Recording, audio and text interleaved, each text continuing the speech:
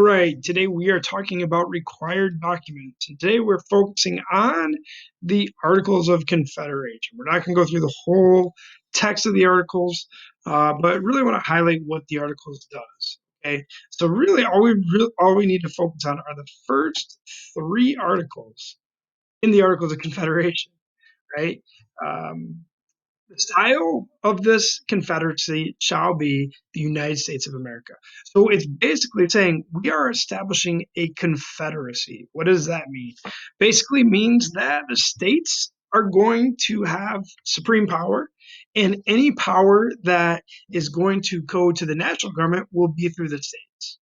Right? So now we think of like we have under the Constitution a federal system where power is divided between national and state governments, right? The opposite of a confederacy would be a tyranny, like a dictatorship, where the federal government is all powerful, and then it kind of sheds a few powers to the localities, the states, um, people beneath them, right? The Confederacy places all of the power at the top within the states. So all the states, that's the power of government. Okay, and it goes on to say that in the second article, it says each state retains its sovereignty. Right? Sovereignty means its power to rule, its power to govern, power to make decisions. Every state retains its own ability to govern. Right? Its freedom, independence, and every power, jurisdiction, and right, which is not by this confederation expressly delegated to the United States, which there are very few powers delegated to the United States, right? In Congress itself. So it's going to create a confederation. We know that is a type of government where the power is vested in the states, right? The states remain sovereignty. And then the third article says that the said states hereby severally enter into a firm league of friendship with each other. Right, so it's this loose league, this loose affiliation of states under the national government, for their common defense, the security of their liberties, and the mutual and general welfare, binding themselves to assist each other against all force offered to or attacks made upon them, or any of them on account of religion, sovereignty, trade, or any other pretense whatever. So what that means is basically they all kind of loosely organize under this confederacy.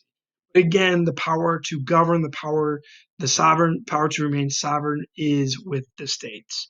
And so, what are the problems with this? If you go on to look at this, you don't need to know all of the articles, but you do need to know what it sets up, right? It sets up a unicameral legislature, a Congress with one house, and every state has one vote, right? It says in order to pass laws, 9 out of 13 states have to agree to it. Okay, so you have a supermajority in order to pass laws. In order to amend these articles, you need 13 out of 13 states.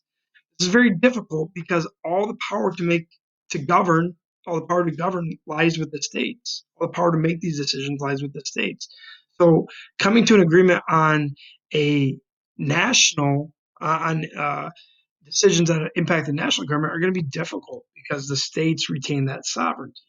Right? There's no executive branch and there's no judicial branch. So any law passed does not have the power to be carried out by an executive and does not have the power to be interpreted. All of those powers, again, are held by the states, right? The judicial branch is basically 13 entirely separate state courts, right? And there's really no executive branch. The states are responsible for carrying out their own laws. Legislative branch with very limited powers, right? They didn't have the power to tax, right? Only the states had the power to tax. They didn't have the power to raise an army. There was no power to regulate trade, no power to coin money, right? So all the powers that are vested to Congress, enumerated to Congress now in the Constitution, were lacking under this Articles of Confederation. Because the federal government was so weak, the states were very uh, they were limited with their own powers, right? Even though they had the power to sovereign, they were limited. They didn't have the power to break up rebellions, right? Shays' Rebellion, because there was no national military to come together to break that up. So you have Shays' Rebellion, which kind of highlights all these problems, high state taxes and a lack of the national government to bring together a military to break up this rebellion. And it's going to lead to the Constitutional Convention and is calling for a new form of government.